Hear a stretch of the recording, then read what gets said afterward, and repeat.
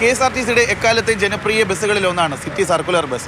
10 രൂപയ്ക്ക് നഗരത്തിൻ്റെ ഏത് ഭാഗത്തും എത്തിച്ചേരാമെന്നുള്ളത് കൊണ്ട് തന്നെയാണ് ജനങ്ങൾ ഈ ബസ്സിന് 10 രൂപ ബസ് എന്നുള്ള ഓമന പേര് നൽകിയത്. ഈ ബസ്സിൻ്റെ നിരക്കാണ് ഇപ്പോൾ പുതിയ ഗതാഗത മന്ത്രിയുടെ നേതൃത്വത്തിൽ കൂടിയ യോഗത്തിൽ വർദ്ധിപ്പിക്കാനായി തീരുമാനിച്ചിരിക്കുന്നത്. ജനങ്ങൾ എങ്ങനെയാണ് ഇതിനോട് പ്രതികരിക്കുന്നതെന്ന് നമുക്ക് അവരോട് തന്നെ ചോദിക്കാം. സർക്കാർ 10 രൂപ എന്നും പറഞ്ഞാണ് ജനങ്ങളെല്ലാവരും ഉണ്ടായത്. ഇപ്പോൾ അത് വർദ്ധിച്ചുകൊണ്ട് അത് ബുദ്ധിമുട്ടുള്ള കാര്യമാണ്. പിന്നെ വർദ്ധിപ്പിക്കുമ്പോൾ അതിൻ്റേതായ ബുദ്ധിമുട്ടും ഉണ്ട്. കാരണം നമുക്ക് പെട്ടെന്നൊക്കെ ഓടിക്ക് ഇത്തിരി കാശ് കുറഞ്ഞവർക്കൊക്കെ പോകാൻ പറ്റുന്ന ഒരിതാണ് 10 രൂപ ടിക്കറ്റ്. കൂട്ടേണ്ട നടപടി ശരിയല്ല. 10 രൂപ ഇപ്പോൾ കുഴപ്പമില്ലായിരുന്നു.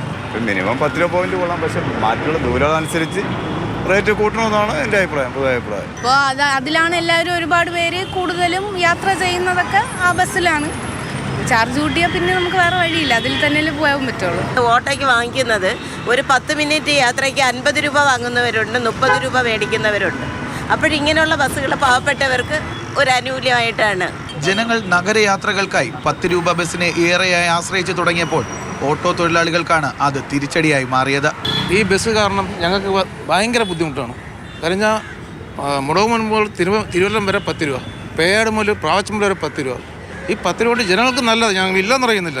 പക്ഷേ സാധാരണപ്പെട്ട ഞങ്ങൾ എന്ത് ചെയ്യണം? ഞങ്ങൾ വണ്ടികൾ കിടക്കുന്നുണ്ട്, വരിക്ക് കിടക്കുകയാണ്. ഞാൻ CA2 തൊഴിലാളി കൂടെയാണ്. ഓട്ടോറിക്ഷ ചിഹ്നത്തിൽ മത്സരിച്ചിട്ട് ഞങ്ങൾക്ക് പണി തന്നു പോയ ഒരാളാണ് മുൻ മന്ത്രി. അപ്പോൾ KB ഗണേഷ് കുമാർ എന്തോ പരിഷ്കരണം കൊണ്ടുവരുമെന്ന് പറഞ്ഞു ഇലക്ട്രിക് ബസ്സിൽ. അപ്പോൾ നല്ല കാര്യം.